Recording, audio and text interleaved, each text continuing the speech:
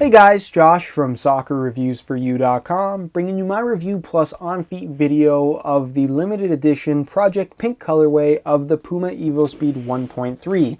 Now inside the box, all you get are the shoes themselves. They do not come with any extras. So let me get these out of the box really quickly, and we'll take a closer look at the Project Pink evoSPEED. Now this is an extremely limited release from Puma with only 500 pairs worldwide. It's one of the most limited releases we've seen all year long, and if you're looking for something unique, this is definitely one of those colorways to consider. Not to mention, it is designed to raise awareness for breast cancer as we approach Breast Cancer Awareness Month in October. Which is very, very soon. And also, I believe some of the proceeds, not sure exactly which percentage, of the Project Pink line will be donated to search for a cure for breast cancer. So if you want to support the cure for breast cancer as well as have a very unique pair of shoes, this is definitely a colorway of the evoSPEED 1.3 to consider. Again, only 500 pairs worldwide, and they are still available. If you're interested in a pair, there are buy it now links on the review page of my website, linked down below in the description. So go ahead and check that out. With that being said, we're going to be going over all the details as far as the colorway and the performance of the shoe is concerned. And with that being said, let's get right into the review. To start things off, let's talk about the colorway. Now obviously these are pink and black, so for that reason, if you're looking to stand out, pink shoes will definitely do that for you, especially if you are a guy and you plan on wearing some pink evoSPEED 1.3s, and there's nothing wrong with that. I'm not a huge fan of pink shoes, but I think that if I were to wear some pink shoes, it would be these ones. It's a really nice shade of pink that they've used across the entire upper. The upper uses kind of a more laid back pink color, if that makes any sense. You're also going to find that same shade of pink in the laces. The actual outsole, as you guys can see, features a slightly more vibrant shade of pink, and then you're actually going to find this bubble pattern across the entire upper in more of like a highlighter pink color, which again looks really, really good. The three shades of pink they've incorporated on this particular shoe just make for a very, very interesting look. It's vibrant but not too over the top if you ask me, and just a good looking, definitely the best looking pink shoe that I've personally ever come across. You're going to find your black Puma branding on both the lateral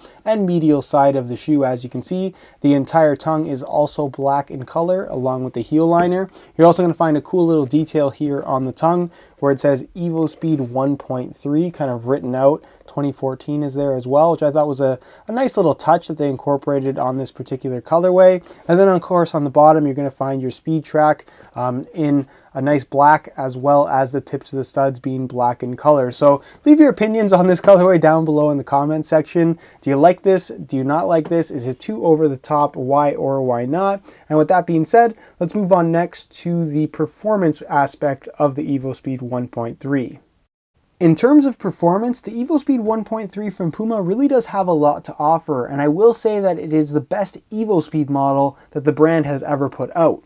With that being said, it still has its problems, and I still wouldn't say that the quality is up to par with what you can get from some other brands. So to me, the evoSPEED 1.3, especially in the synthetic upper variation, is still third place to the F50 Adizero from Adidas and the Vapor 10 from Nike, at least if you're looking for something with a lightweight, thin, barefoot feel from the upper. So overall, it's a good shoe, but certainly not my personal favorite in this particular category. Now, to start things off, the upper is made from a very thin microfiber synthetic material, by far the nicest thin synthetic we've seen on a pair of evoSPEEDs, but in my opinion, not as nice as what you can get from the Evo Power 1 from Puma, which is a little bit different. Not necessarily going to offer the same feel, but definitely something similar. So this is thin, but certainly not the thinnest, and it offers a nice kind of softness and flexibility to it pretty much from right out of the box. So break-in time, I would say, is minimal, and these are much more comfortable in comparison to the synthetic evoSPEED 1.2, especially from right out of the box. You do have your central lacing system, as you can see, so that aspect of the design really hasn't changed much, and you can see that you have some external support cage here on the outside on both the lateral and medial side, along with an internal EverFit cage that's kind of difficult to show you guys, but there is some extra reinforcement fused to the inside of the upper. So overall, support and responsiveness is going to be great with the synthetic evoSPEED 1.3, and the touch that you get is also pretty good. Again, just the quality of the synthetic, as good as it is, still is not quite the same, not quite at the same level as what you can get from the F50 as well as the Vapor 10, which is really what this shoe is competing against. In comparison to the standard colorways of the evoSPEED, I will say that this one has a matte finish without that extra grip texturing. So if you prefer to not have any extra grip, this may be a colorway to consider. Although the extra grip texturing they feature on the standard colorways, it doesn't make much of a difference in my opinion. The tongue itself is made from a synthetic material as well, so you're going to get a nice uniform touch across the entire foot. Has that lower cut in the heel. Your internal heel liner is a nice smooth synthetic material. The insole is fully removable. We'll take that out and take a closer look at it. You can see it has a mesh liner on top with the black and pink colors, which are appropriate to match the rest of the shoe.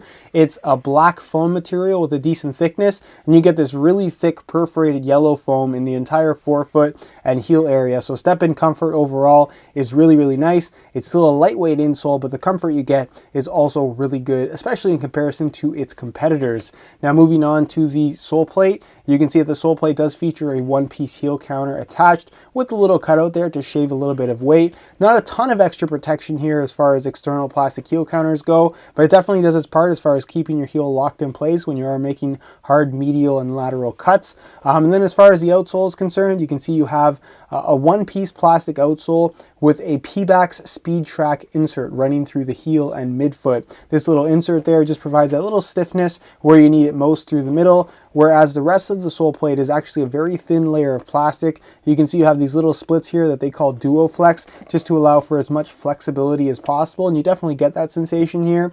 And as far as the stud pattern is concerned, they're all conical studs, as you can see, but they're very, very long and have a nice narrow profile to them. So as far as conical stud patterns go, they provide a ton of grip when pushing into the ground on a natural grass playing surface, but still plenty of maneuverability because they are round as far as their shape is concerned. So overall, in terms of traction performance, really big fan of the evoSPEED 1.3, extremely aggressive stud pattern, and again, the performance is just really, really good. Other than that though, that's pretty much it as far as tech specs and what you should know regarding the evoSPEED 1.3. It's a good shoe, and a lot of people will like it, especially if you try it out. But I still wouldn't say that, like I said, it's up to par with what you can get from Nike and Adidas as far as similar models are concerned. In terms of weight, the evoSPEED 1.3 in synthetic is light, but certainly not the lightest shoe around. So I'm going to weigh this pair for you today in real time. Keep in mind this is a brand new pair in a size 9.5 US. I'm going to throw it on the scale, and you can see that they weigh in at 7.45 ounces. So they're definitely lightweight, but again, if you're comparing them to the Vapor 10 as well as the F50 Adizero, they have about an extra ounce of weight on them. So it's certainly not going to weigh you down. You're really not going to notice them much on feet because of how light they are, but they certainly don't come close to the lightest shoes out there on the market. But I'm sure we will see an SL model from Puma at some point in time, as we normally do. So again, weight shouldn't really be your main concern if you're looking at something like this. They're nice and light and still maintain a good responsiveness and supportive feel. And overall, I have no complaints regarding the weight whatsoever. Alright, here's a look at the Puma evoSPEED 1.3 on feet, and in terms of fit, these actually feel really, really good. It's definitely the best fitting thin synthetic shoe that Puma has ever put out. It does have that anatomical shaping in the toe box and forefoot area, as you guys can see. So it's a little bit wider in the forefoot, but has more of a point at the big toe as opposed to being pointed and then rounded off in the middle. For that reason, a lot of people are kind of afraid of this particular model from Puma. In all honesty, it does feel a little bit different. It's a little more extreme than what you're going to find on the Evo Power 1 in terms of the shape on that toe box. But overall, it's not something that really bothers me, and I actually quite like how it fits. It gives you a closer wrap on the inside of the shoe, feels like there's less extra space, and overall, it just feels really, really good. I don't really notice it when I'm kicking or passing or anything like that. And other than just feeling a little bit strange at first, it's something that you will get used to really, really quickly if that is something that you were worried about. As far as the overall fit is concerned, it's a thin synthetic shoe, so it shouldn't be much of a surprise that it does have a tighter fit. With that being said, there still is a decent amount of width to this shoe, so as long as you don't have excessively wide feet, these actually should fit you quite comfortably. Again, just keep in mind it does have a tighter fit. It's supposed to have a tighter fit. As far as sizing is concerned, I'm wearing a size 9.5 US, which is a half size larger than my normal size 9. These do seem to run about a half size small, so if you are looking to order a pair, I would strongly recommend going half a size up for the best possible fit. Alright guys, that's it for my review of the Project Pink Puma evoSPEED 1.3. Again, the evoSPEED 1.3 is by no means a bad shoe, it just isn't up to par with what other models have to offer in this particular category, if you ask me. With that being said, if you're a fan of Puma, if you've worn previous evoSPEED models and you really like them, the evoSPEED 1.3 is the best model in the evoSPEED lineup that Puma has ever put out. So for that, if that's something that you're interested in, this is definitely a shoe that I can recommend to you. With that being said, if you guys are interested in a pair of these for yourself, there is a link down below in the description to the review page of my website where you will find buy it now links with the best prices online, including exclusive SR4U coupon codes where you can pick them up below their retail price in multiple colorways. You'll also find high quality images of the shoe that give you a better idea as to how they actually do look in person. If you have any questions at all, be sure to leave those down below in the comment section, and also be sure to leave a comment if you have any suggestions for other products you'd like to see featured on the channel. If you enjoyed today's video, found it helpful and informative, be sure to support it with a like. That would be greatly appreciated. It really does help the channel to grow. Subscribe if you haven't already for daily videos on all the latest and greatest soccer gear. You can find all of my social media information down below in the description as well. And other than that, guys, hope you enjoyed today's video, and as always, thanks for watching.